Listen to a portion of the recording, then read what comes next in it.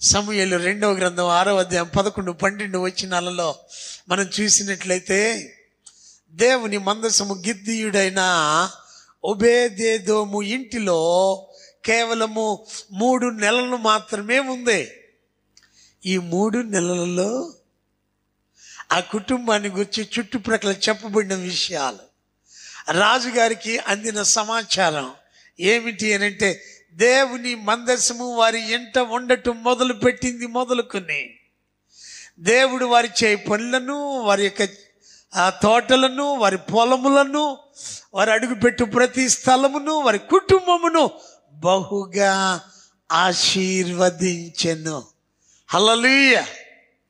గమనిస్తున్నారా? ఏ కుటుంబం అయితే ప్రభు సన్నిధిని కలిగి, ప్రభుని వెంబడించు వారిగా, ప్రభుని ఆరాధించు వారిగా, ప్రభుతో సహవాసం చేయవారిగా ఉంటారో